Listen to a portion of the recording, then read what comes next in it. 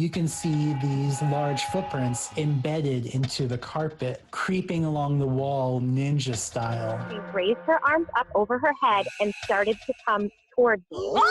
And she had her mouth open like she was screaming. I hear my sister on the top bunk say, "Ashley," you could see pieces of her hair being twirled in thin air. But now all of a sudden, the green orb comes towards our truck, then it shoots out over the mountains into outer space. It is gone. So that is my ghost story. Hi, and welcome to Haunted AF, the podcast of real ghost stories told by real people. We are your hosts. I'm Julie Fisk. And I'm Rebecca Black. But before we go anywhere, we have to thank everybody who sent us Halloween costume photos. Yes. Because that's who was featured right there in the Haunted AF intro on YouTube. If you're not on YouTube, either go and check out that intro, or I'm gonna make a little montage and share it, because all of those costumes were so stinking adorable. Coming up in just a little bit, we're gonna check in with one of our favorite guests, Audrey, our edible friend. Yes. And then we just conducted an interview that's like one of the greatest that we've ever had. It had all the things. All the things. We're sitting here shitting bricks. Movie star William Mark McCullough from Hillbilly Elegy, American Made, is making a film called A Savannah Haunting, based on the haunted house that he grew up in, that he's currently living in. Oh. It's one of the best interviews that we've ever done, and we're going to be sharing most of that here at the end of this episode. We're going to share the rest of it for Patreon. Speaking of Patreon, this is our season 6 finale, but we will continue to post content on the Haunted AF Patreon page starting the second week in November. We're going to take a full week off because we're just exhausted. I'm so tired. Yeah. And we will start posting exclusive content, patreon.com/hauntedaf. We're also going to start posting weekly Movie Minute podcasts because we're gearing up for like the holidays and Oscar season. And there's so many big movies that are coming out. I mean, just like in 2 weeks, the new Ghostbusters. Oh my gosh, already? Yes, which I'm super excited about that. So you can find the Movie Minute every single week, starting the second week in November at juliesaysso.com, or really anywhere that you find podcasts. So before we go any further, it's time to announce the Haunted AF Doll in the Hall Challenge winner! Woo! What a drum roll. Thank you. Actually, the one that we just shared on Instagram that everybody lost their minds over is so cute. The boy like flew down the stairs. He's dropping F-bombs the whole way. That wasn't sent to us. No. That was just a funny TikTok that we found and we shared with everybody. So it had to be a video that was sent to us for the Doll in the Hall Challenge. So our actual real winner is Maria. Yay, Maria! Yay, Maria! We loved all of them, but her little son's terrified face is what is cracking us up the most. So Maria, you and your son are getting $200 worth of goodies from wickedcatclothing.com. Woohoo! And here they are.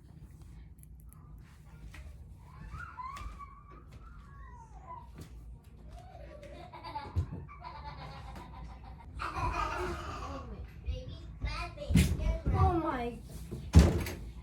There's a dog. There's a dog. What?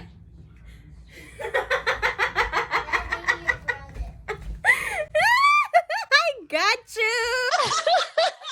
She's really proud. She's very, very proud of herself. That's and we are awesome. too. His little face is so cute. All right, let's jump into the stories. This one comes from Josh. Hello, Josh. I haven't shown you our cutoff heads photo yet. No, you have not. Well, here, let's listen to his story and I'll pull that up for you. Hey, Haunted AF. Hey, Julie. Hey, Rebecca. I'm a big fan, and I wanted to say thank you for getting us through the pandemic. Even though we're still in the pandemic, you were a big part of my pandemic listening. Oh, I sent you I sent you guys your cutoff heads, and I guess I should say I sent you your illustrated cutoff heads, and I also have a ghost story. Or more like a blip in the matrix. So I'm in my 20s. This is a while ago. I'm in my 20s, just fresh out of college, and my mom wakes me up before she goes to work, and she's like, just wanted to give you a heads up. Your brother's girlfriend is coming over today, so she's going to be here. I go, oh, okay, whatever. So I forget about this, and I like start going about my day. I go to like get a shower, and I'm getting ready. I remember, oh yeah, what's her name's coming over? And I get out of the shower, and I can hear her talking on the phone downstairs. So I'm like getting ready. I'm about to leave. I'm going to go say goodbye really quick. And then I'm like, oh, well, I hear her talking on the phone, so I'm not going to bother her. So I get in the car to leave, and I don't see her car. You know, maybe she got dropped off And then I texted her and said, just wanted to give you a heads up. I'm leaving. I'm not going to be at the house anymore. I didn't want to bother you because I knew you're on the phone. And she texts me back and says, oh, I haven't gotten there yet. And there was nobody else in the house. So I'm like, who did I hear on the phone? Anyway, thanks again, guys. Enjoy your cutoff heads. And anybody else out there who wants a cutoff head, you can hit me up on Instagram. I'm at JC_superartist. All right. Happy Halloween. Thanks again. Have a good one, guys. Thank you, Josh. And What a way to promote yourself, by the know. way. If you would like a cutoff head, I can help you with that.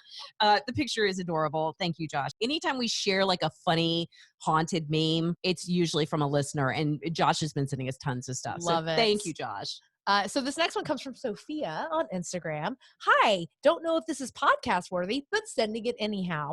I was painting this pic while listening to your podcast and noticed that in the paint smudge, a freaking realistic kitten appeared. Thought it was creepy because it was just as you were talking about dead pets and dead cats. You can clearly see my style is not that realistic in the rest of the pic. It's also tiny, like 1 to 2 centimeters big. It's supposed to be a ship, not a cat.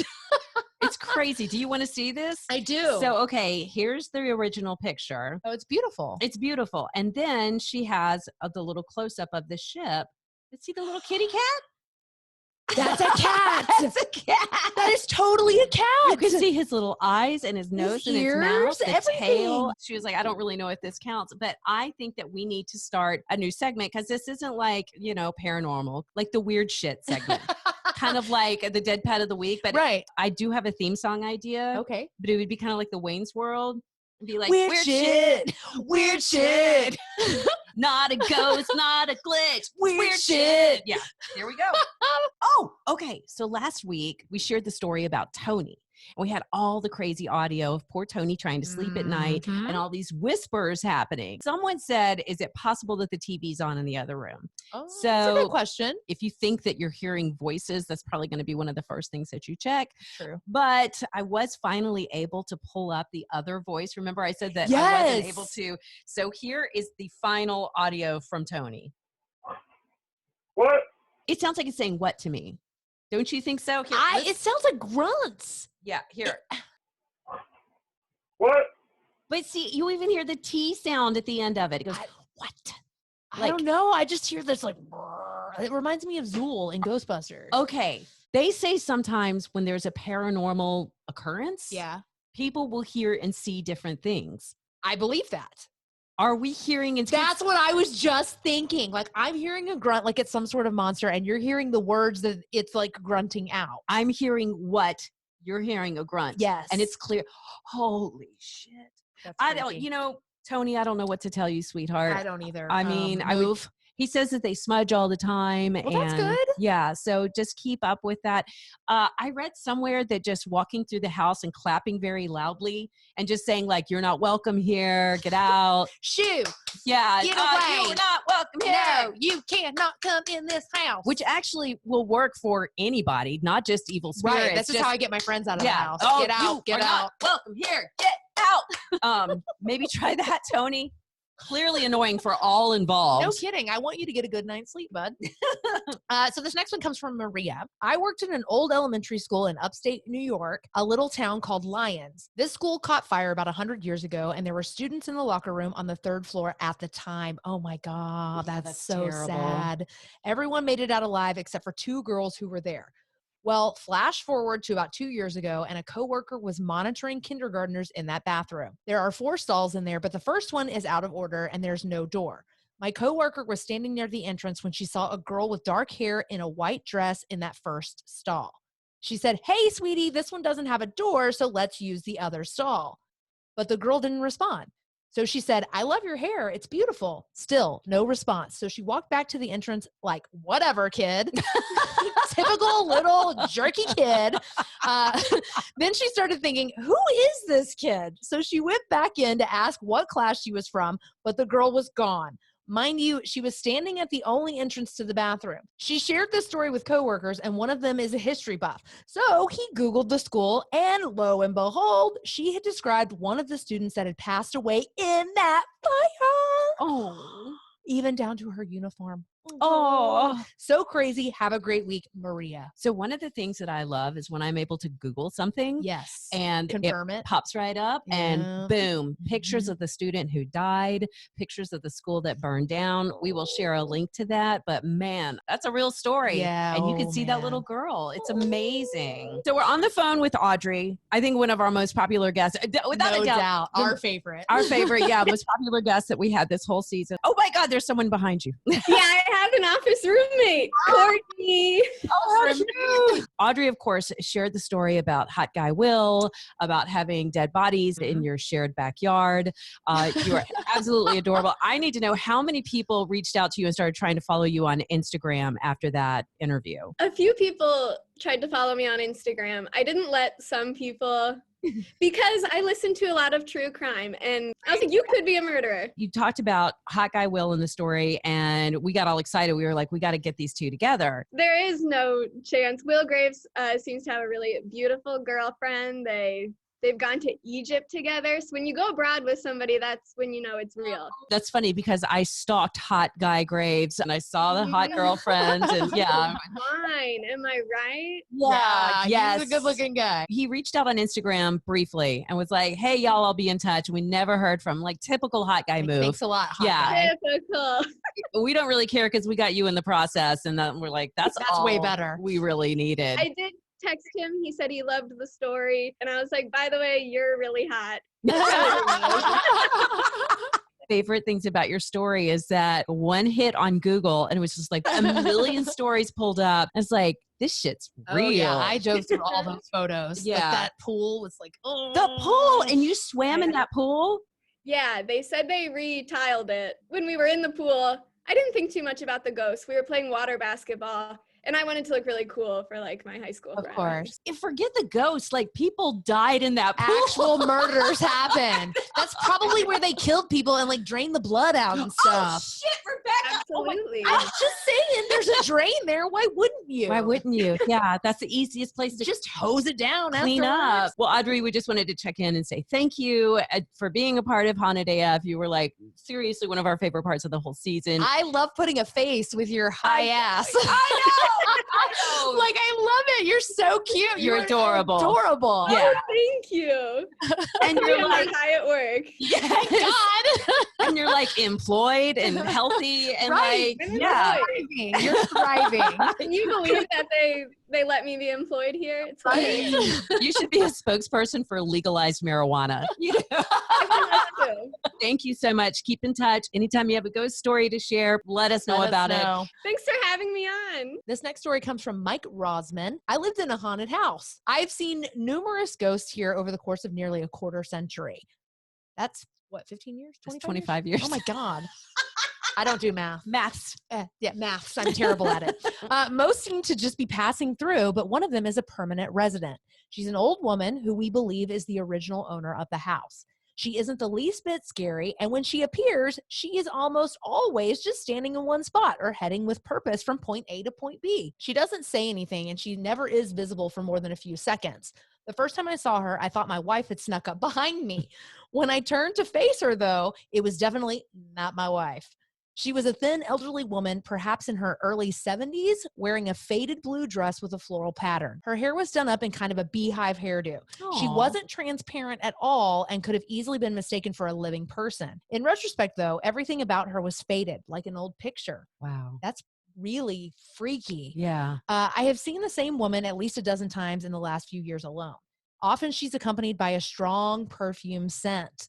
One time my nephew and I were in the office playing a game on my desktop computer. It was Thanksgiving weekend, so we had the whole house full of relatives. We were both involved in the game, and I thought my wife had entered the office and was standing with her hands on the back of his chair. When I looked up, though, it was our ghost, who seemed to be just as interested in the game as my nephew. Oh my God. She faded a couple of seconds after I turned to look at her. My nephew also caught a glimpse of her and blurted out, "Was there someone behind me?" We've learned that the lady who originally built our house included one of the oldest tornado shelters in our area. According to my neighbor, she had it built because some years prior she had been caught in a tornado. Oh, tragically, her newborn child had been ripped from her arms and its body was never located. Oh, that's the saddest thing I've ever heard. Poor thing. That's why she moved from the country into the city and why she had the shelter installed before she moved. Oh, Mike, that's tragic. It breaks my heart. Mike and I were talking because he said it surprised him that she would stick around the way she has because it would seem like she'd want to move on to go be with her baby. Oh. But then I thought, what if she can't bring herself to move on because they never found the baby? That's a great question. So the whole story is so sad. Oh, my God. Oh, and here's a quick picture of Mike, if you're on YouTube, because he bought a Haunted AF t-shirt. Oh, yay. Thank you, Mike. And don't forget, Haunted AF gear, go to hauntedaf.com, hit the online store. We have so much cute stuff there.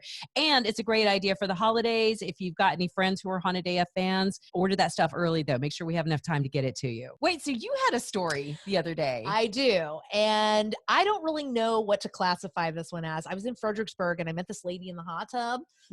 Yeah. I tried to get her to come on the podcast. She wouldn't do it. So I'm going to just kind of rephrase her story. She was married to a military guy. They were living on a military base in Louisiana somewhere. And she was coming home one night. And if you've ever traveled in Louisiana, they have these long stretches of highway that are just over like swamps. Oh my gosh. It is the craziest roadkill you will ever see. Right. It's freaking terrifying. There's no lights, no nothing. It's like you are the only person out there. So if you like blow a tire or something, no one's coming to help you. Yeah. Basically. So she's telling me that she's driving. It's like 60 miles an hour. It's like 2 a.m. in the morning. She's headed home when this big thing jumps on the hood of her car. And when I say big thing, she really did not have words to describe what it was. So I'm asking her all these details. I'm like, you're going to have to go into more something. She's like, I don't even know what to call it. It was like this tall, skinny, hairy thing with big ass wings. Mothman. That's exactly what my girlfriend and I said. We were like, that sounds like Mothman. That's a Mothman. But she said it landed on the hood of her car, and while she was traveling at 60 miles an hour, it reached its claw over and tried to open the door to her vehicle. She could hear the handle jiggling from the outside. Stop it, Mothman. Right? And then it just kind of vanished. So then I'm like, okay, does Louisiana have Mothman stories? Well, apparently no, but they have something kind of similar. It's something called the Honey Island Swamp Monster. What? This is what it looks like. Oh, shit. That's fantastic. Look at that. I'm like, it is a cross between like a lizard, swamp thing. Oh, my phone just froze because we're haunted. Because we are very, very haunted. It's 7.5 feet tall and it's got it's like clawed feet. Oh. But it's like a cross between some sort of swamp monster and Bigfoot and Mothman all rolled into one. That's so awesome. It's awesome. What's right? it called again? It's called the Honey Island Swamp Monster. Oh my God. Yeah. Okay, And apparently some dude that like found it the first time around has footage and stuff. I was not able to find the footage, but I'm down to get in that Google rabbit hole. The Honey Island Swamp Monster. Oh my God, I love it. Okay, yeah, if you have anything on that, Haunted AF Podcast at or if you've gmail.com. seen the Honey Island Swamp Monster. Also, you know how you can tell if it's Mothman? How? You have to look at its naked butt. Have you seen the Mothman's naked butt? I don't think I have. Mothman's got a fine ass. Oh, okay. There's a statue in, is it Point Pleasant? Where the Mothman. Right, like, where he is from. Where he's from, I guess. You know, his hometown. That's his hometown. But he's got this really sweet little tight booty on it. What? That's why when you go, if you get a picture with the Mothman, you got to get a picture of the Mothman's butt. You're Googling I'm it. Googling it now because I'm like, butt. what? You're going to crack up. Mothman butt. Mothman's butt. So our next story comes from one of our favorite people. He is an author named Justin. Hello, Haunted AF team. So my wife and I moved to a really old part of Georgia a couple years ago for her work. And on our first week of walking, on a corner house, paint blue with crystals in the front yard and wreaths, an old woman with jet black hair, about her early 70s, came out the door like she was expecting us, walked to the sidewalk and bent down to my daughter and said, "Well, hello, Lily." And we thought that was so strange that she knew her name. But my in-laws were in town, and so we assumed that maybe they were taking a walk with her before us and they had introduced themselves. Later, we'd find out they did not. Months go by and we get to October, and it's about that time with COVID is hitting and everyone's getting sick, and we notice she is no longer on the front porch. A couple of weeks go by and we notice that the house is for sale. So we assume the worst. And one time just during my walk, all I said aloud was, don't know where you're at right now, but I hope everything's okay. Big mistake. That night, we had a break-in in our car, so we had a heavy-duty security system. So we hear that there's motion on our cell phones. We hear motion in your backyard. So I run down with the bat, and sure enough, the motion lights are in the backyard. So I'm looking through our glass. I'm not going out there just yet. And I hear on our security system chime, basement door open. So I turn around thinking someone's going to break in. And sure enough, I see the creepy basement door starting to swing open a little. It did have a padlock, but for some reason it was unlocked. I go in there. I search the whole place, nothing. Tell my wife, needless to say, we spent the rest of the evening on our phones watching all of our cameras. Yeah. Well, we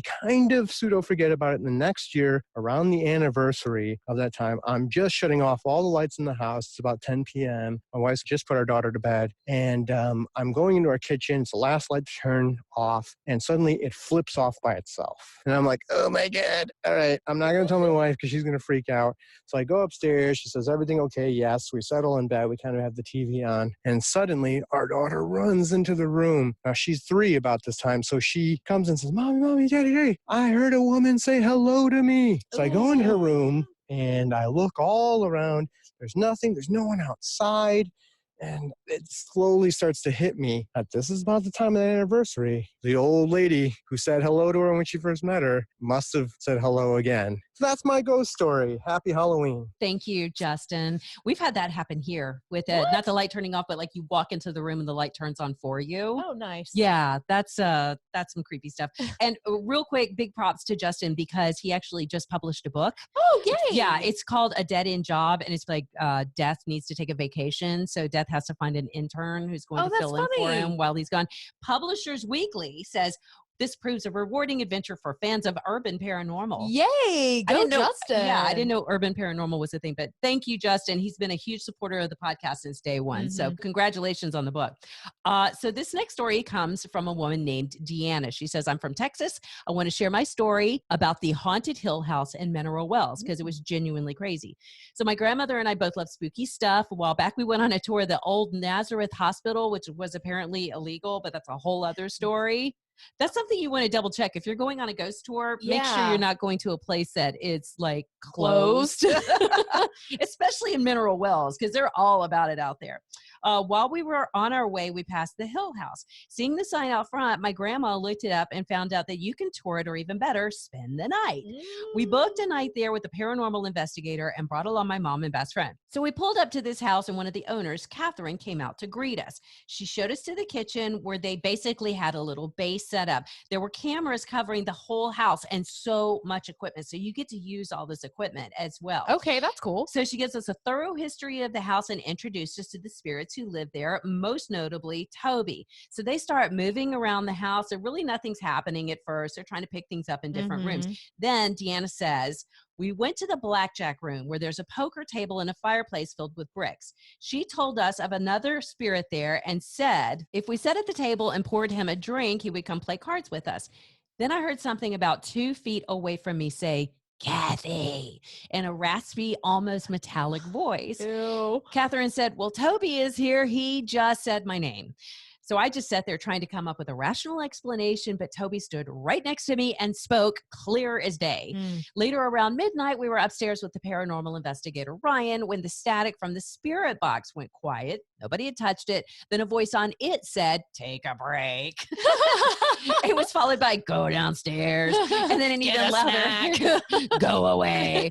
I nearly peed my pants. And she's got a ton of other weird stories from that night. But she says she eventually went and slept under the kitchen table, which is honestly my biggest issue with the Hill House. Because if you're going to spend the night there, you literally just have to like spend the night. Sleep on the floor? On the stuff that they have there. Yeah. So again, that's from Deanna.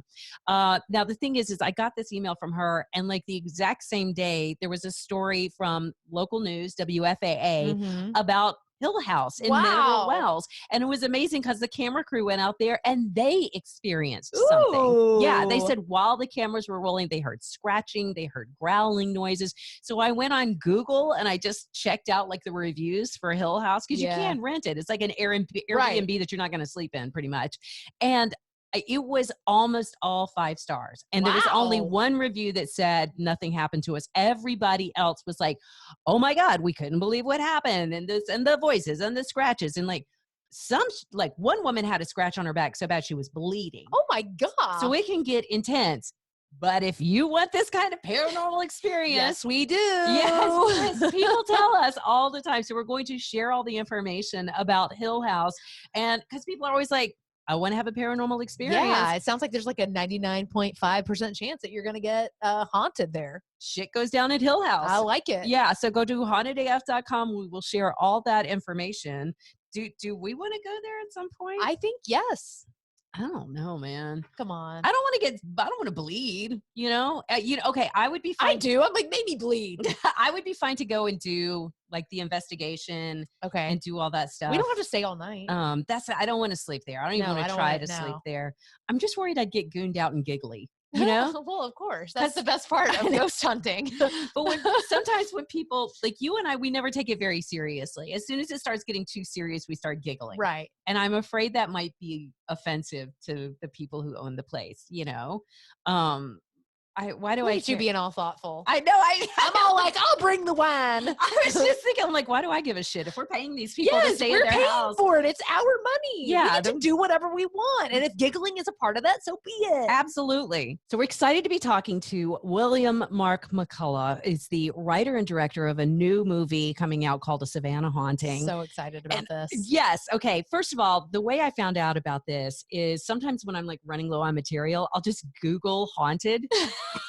And you wouldn't believe how much good stuff I have found that way. And your story came up immediately. So Mark has a movie coming out. When is The Savannah Haunting going to come out? Well, right now we're doing the festival run. We're going to probably start pursuing distribution in about 3-4 weeks. And at that point, we'll find out exactly where and when. Okay. But now people can catch us kind of around the country. We're just in Romania last week. We're at the Savannah Film Festival this week. We're playing a lot of festivals around the country. So, and from what I'm seeing, you're getting really good reviews and winning awards. Yes, that's very exciting. Usually you don't see horror films beating out dramas for best film. And we've won quite a few best films at kind of general film festivals. Our actors have won a lot of best actor awards. We just won the best cinematography award. So I'm pretty excited. It's very unusual for the horror genre to kind of pull those kinds of wins in, but our team did an amazing job. So. Well, Rebecca and I are huge film fans. Yeah. And we both know how hard it is to make a legitimately good scary movie. It's extraordinarily hard to make one during COVID. We were one of the first films in the country to shoot during the COVID protocols. And it was so difficult, but we were able to pull it off. So, because you guys got shut down because of COVID. So does that mean you were stuck at is it your dad's haunted house? Well, it was my dad's haunted house, but I actually live there now. So yeah, we were supposed to start filming March 23rd. We got shut down March 21st, 2 days before, and we weren't able to start back until mid-August. So it was kind of weird because, the house was set up for filming. Right. And 5 months, it just stayed set up for filming. We were just like waiting to go. Did that make it even creepier? Interestingly enough, and we can get into the kind of the scary real stuff, we've had some horrifying experiences here, and it has calmed down quite a bit. There were still things happening, but it was more calm. But the day after we signed our investment agreement to shoot the film, the house went crazy. What? And it stayed crazy until we wrapped up the film. And literally, since we wrapped the film up, on 2 occasions, I've had actors come back to visit, just to say hi. Yeah. And literally, I live here by myself. And the actress who plays the mom, Jenna Shaw, she stopped by and doors all over the house started slamming. And she asked me, she's like, "Are you doing some construction here on the house?" I'm like, "No, it's just us." And interestingly enough, as I was waiting on the Zoom to get on, doors started slamming all over the house today. Yeah. When we focus on it gets energy and kind of goes crazy. So yeah, it was a crazy thing. In addition to, I don't know if you saw this when you were doing some research, but because we were shut down, we decided to do a feature-length documentary about the history of the actual haunting. Yes. We brought in mediums, a paranormal investigation team, a voodoo priestess, an Eastern Orthodox priest, and we brought in historians just looking at the history of the location and what were the possible causes. And then we covered us trying to actually film in an active haunted house with crew and cast threatening to quit because of the things that are going on here. So that's something we're still working on. We're almost got it locked down now, but it should be fun to see the behind the scenes of the story that inspired the narrative film. Since you were filming like the documentary and stuff like that, is there any real like haunted footage that made it into the movie? During the closing credits of our film, we used some documentary footage and some security footage from the actual house. Yeah. And so the movie ends with real security footage of some stuff that happened here. Oh, that is so freaking cool. Okay, so this is the home that you grew up in Savannah, correct? Correct. My mom and dad were divorced, so I live with my mom, but I was here every weekend in the summers. Yeah, my dad had the house for decades, and so I was very familiar with it, yes. Can you tell us about the history of the events that have been happening there? Sure. The house dates back to the 30s, which for Savannah is not that old. Right. What we learned is it's not the house, it's the property the house sits on that is the cause of the issue. But yeah, my dad moved into the house in the early 70s. And we just kind of always heard a murmuring from family and friends that there were weird things that happened here. And, again, like I kind of came and went. And after high school, I went away to go to school. Then I was out in LA working. So I would only come back home 3 or 4 days every year or two. And every time I was home here at the house, something weird would happen. But it's easy to kind of dismiss it in such a short little burst. And I came back to Savannah several years ago for some family issues. And I was staying in the house, and it's the first time I'd been in the house long-term in years.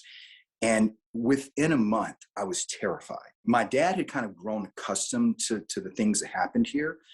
It still bothered him, but he'd gotten used to it. It was just shocking. Like my siblings and I, we all knew the house was haunted, but we didn't discuss the specifics. And what is crazy, when we did the documentary, my producing partner, Alexis Nelson, she directed the documentary, I directed the narrative. She interviewed me first about my experiences. I didn't say anything to my siblings about what had happened to me in the house. She then interviewed my siblings, and they all had the exact same stories, but they were all tell each other because we didn't want to sound like we were insane. Right. Love that. I love it. I'm a professional actor, and so I used to teach acting classes in my house, but I never talked about the house's issues because obviously I didn't want people to not come to my house for the classes. Right. So we were doing the documentary, and I just sent a quick email out to my students, and there's probably 100 students over the years saying, hey, if you've had any unusual or weird or creepy moments at my house, you can let me know. Within 1 hour, I had 50 emails back. Oh my gosh! And nobody wanted to say originally what had happened because they all thought it was just happening to them. So like the upstairs bedroom, which was a major focal point of the haunting, there's a bathroom there. And so many people wrote that they would go to the bathroom and couldn't get out. The door was locked, but there's no lock on the door. And literally 10 people talked about the fact that they got trapped in that bathroom. But many, many experiences happened to those folks who literally be here for a couple hours for class on a weekly basis. It had gotten to the point, I'd come home because my dad was sick. And after he passed away, I decided to stay. It had gotten so bad that I wouldn't walk upstairs at noon. Like it was just, the upstairs house was just off limits. And if I had to come up here, I would literally call my producing partner and have her on the phone with me as I walked here. So terrified. But we brought in a specialist who, reviewed the house, went through everything. She was from LA. And what she said to me was, what's in that upstairs bedroom isn't a dead human. It's something much darker. We actually used that line in the film. She said there's a portal in that bedroom that allows things through. And she worked to push it back through and close that portal. But what she said is those things on the other side just pound on that door and pound on that door. And eventually the door always gets reopened. So it's like an ongoing process to close it again and again. So, there's lots of scary things that have happened here, and we cover lots of them in the documentary. So what are you experiencing? Well, I'll tell you one of the things for me that was the scariest. I used to sleep in the upstairs bedroom. Like it was kind of the place I slept when I came home to visit. One night I woke up about 2:30 in the morning to the sound of a little girl whispering my name outside the window. Oh, And this is No. so I'm laying there, and of course, at first I'm thinking maybe I'm dreaming, but it didn't stop. And so I sit up in bed, and I'm like, obviously, if I'm dreaming, I'm gonna wake up. Mhm. But I didn't wake up. I was awake, and I remember sitting there for a few minutes, just listening to her call me. I didn't have the guts to look out the window. So I walked out the door, and literally, as I walk out the door of the bedroom, I heard her calling my name as I walked out of the room. No. Another time, it was during the day. And I was downstairs working, and I heard this crash all over the house. And at the same moment, throughout the house, every picture, poster, painting in the house fell at the same time. Upstairs, downstairs, and every room. And this is Savannah, Georgia. There's no earthquakes. There's no, nothing like that. Right. Lots of footsteps. If you're downstairs, you hear people walking around in the middle of the night, whispering. My producing partner, who's actually the one who pushed me to write the script and make this movie, she was coming to visit me when I first came back to Savannah. And again, I told her nothing about the haunting because I didn't want to scare her. And she had terrifying events. She was staying in that upstairs bedroom, and she woke up one night to the sound of like whispering in the ceiling. She got uncomfortable, and suddenly the covers around her legs and feet like pressed down. No. And as she felt this thing move to the side of the bed next to her face and screamed in her ear. Holy! Oh my god!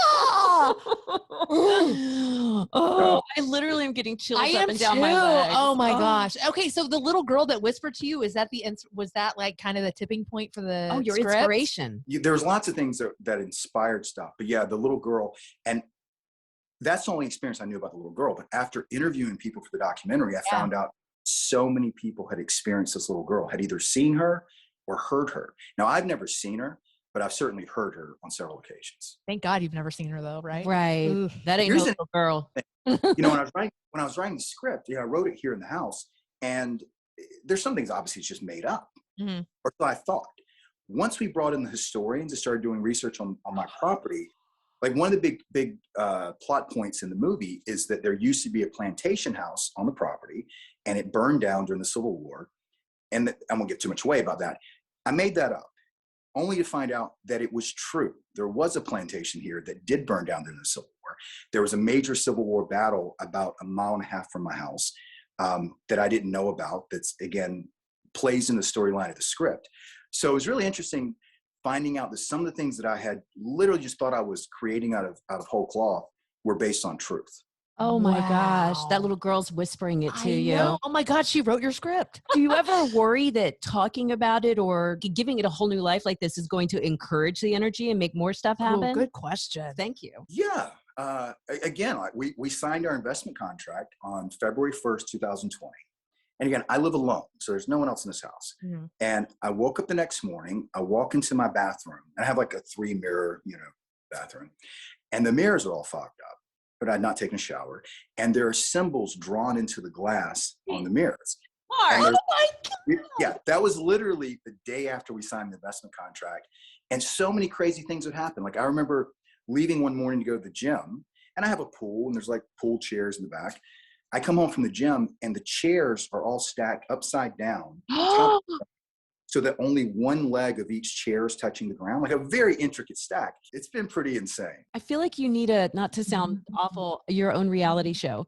Like, Oh my just gosh, set yes. cameras up in this joint and Yes. just let it go. Let it go. And then send Rebecca through, and she'll talk shit to the ghost. I will, and because I taunt. She which is a taunts. bad idea. It's But horrible. But then you get to leave, and I have to live here. That's true. That's true. So it works great for us. Yeah, great for us, not so much for you though. Well, I'd had security cameras up in the past because I travel a lot, as an actor. I'm all over the country. And when something would get triggered in the house, it would set off an alarm on my phone, and I could see see what's going on. I eventually took the cameras out, and I just thought people can steal stuff if they want, because I kept seeing terrifying things. Repeatedly, I would get woken up, it's always in the middle of the night, to a figure walking across the front of my living room. One time I was wakened to the sound of a little girl laughing in the front of the house. I took the cameras out. Then when we started doing the documentary, we put cameras all over the house again. Right. And it was pretty shocking, some of the stuff we captured. Okay. William Mccullough. Nope. William Mark McCullough, you have There you to go. get in touch with us. Anything we can do to help promote your movie in any way, it's so exciting. I know. And again, okay, William Mark McCullough, we can see your work already in Hillbilly Elegy. Lucky Logan. Logan Lucky. Logan Lucky. I always say that backwards. And actually, one of my favorites, American Made. You were one of the snowbirds. Yeah, I'm the one with the long hair and the crazy mustache. That had to be. What was it like working with Tom Cruise? It was amazing. He was the most intense human being I've ever met in my life. But here's the thing. It all came from a place of let's make an amazing film. Right. And I saw him repeatedly be kind to people who are normally not thought of, extras on set, craft services, makeup artists. He would go out of his way to make those folks feel loved and included. If you didn't perform to the expectations he had, he certainly would let you know. But, I spent weeks sitting in the front of an airplane, just me and him, doing these scenes. Sometimes I wanted to kill him when the player wants to kill their coach. You know what I mean? Well, yeah. Right. Expectations are so high. But, door opening there. But was there somebody there? I heard it. No, I heard it. When you turned, I heard it. Yeah. But Do it again. Do it again. Doing it right now. So. but yeah, working with Cruise though, it's like I remember at one point we're sitting in this military plane, C-134, and every time you see Cruise flying in the movie, he's really flying the plane. Yeah. We take off, and I just look over, and I thought, if you had told the 7-year-old me that I was gonna be sitting next to him, Top Gun here as he's flying a plane, I never would have believed. Keep in touch with us, please. And congratulations on all your great work and for being a good spokesperson for this home too. Oh, It sounds like there's a really great story to be told there, and we're lucky that there's someone like you who's smart and talented and who knows how to do this, who's there to share the story. So thank you for that. Thank you. Well, you guys have a wonderful day. It was just great chatting with you. We actually talked to Mark for a really long time. Hell, we could have talked to that man all weekend. I could have all day. You know what? We need to have a Mark McCullough camp out and just like sit up late drinking